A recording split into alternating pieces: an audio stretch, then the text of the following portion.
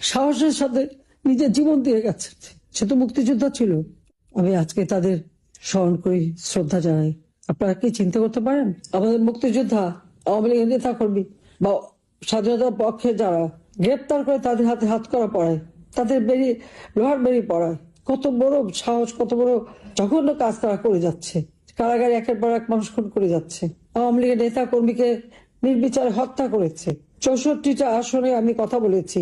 প্রত্যেকটা union, word এবং জেলা উপজেলা আমাদের নেতা কর্মীর উপরে হামলা এবং প্রত্যেকটা জায়গায় মানুষ হত্যা করেছে। অবশেষে দীর্ঘ 2 বছর পর ভারতের দিল্লি থেকে প্রকাশ্যে এসে দেশের পরিস্থিতি নিয়ে এবং মুক্তিযোদ্ধা তোফায়েল আহমেদকে নিয়ে কথা বলতে গিয়ে অঝরে কেঁদে যা বললেন এবার সাবেক প্রধানমন্ত্রী শেখ হাসিনা।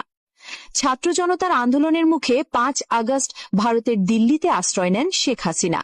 তারপর থেকে সরাসরি প্রকাশ্যে এসে কথা বলতে না দেখা গেলেও ফোন কলে, অডিও বার্তায় নেতাকর্মীদের দিক নির্দেশনা দিয়ে আসছিলেন এতদিন।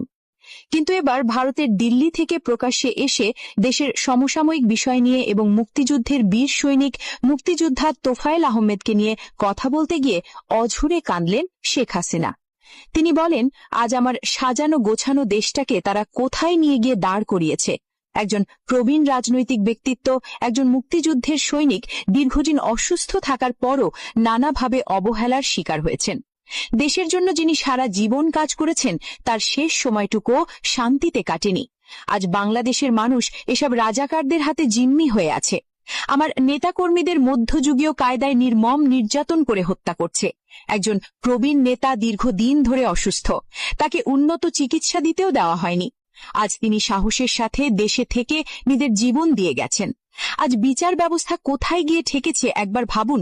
একজন বীর মুক্তিযোদ্ধার জানাজা থেকেও তারা আমাদের নেতাকর্মীদের তুলে নিয়ে যায়। আজ কাদের দখলে আমার সোনার দেশ? তাই সময় এসেছে এসব অশুভ শক্তির বিরুদ্ধে রুখে দাঁড়ানোর। ইনশাআল্লাহ সেটা আমরা করতেও পারবো। তাদের স্বাধীনতা ফিরিয়ে আনতে হবে। সকলে ঐক্যবদ্ধ হয়ে এই অশুভ শক্তির বিরুদ্ধে আমাদেরকেও সংগ্রাম করে, লড়াই করে, এদের পরাজিত করে বাংলাদেশের স্বাধীনতা আবার ফিরিয়ে এনে সেটাই আমাদের লক্ষ্য। ইনশাআল্লাহ আমরা তা করতে পারবো। আমি চাই যে আওয়ামী লীগ ফিরে আসুক, কারণ এই দেশের স্বাধীনতা রক্ষা করতে হলে অবশ্যই আওয়ামী লীগকে লাগবে। সোজা হিসাব শোনেন, আওয়ামী লীগকে যদি নিষিদ্ধ করে সেটা জনগণ করবে, জনগণ ভোট দিবে না কিংবা জনগণই করবে না, সেটা তো আপনি একটা সাংবাদিক মানে কোর্টের আদেশে সেটা করতে পারেন না। এটার কোনো নিয়ম নাই। যারা আওয়ামী লীগকে পছন্দ করে না, যারা বাংলাদেশকে পছন্দ করে না, তারা আওয়ামী লীগকে নিষিদ্ধ করছে। এটা তো সাধারণ জনগণ মানে না, আমি মানি না।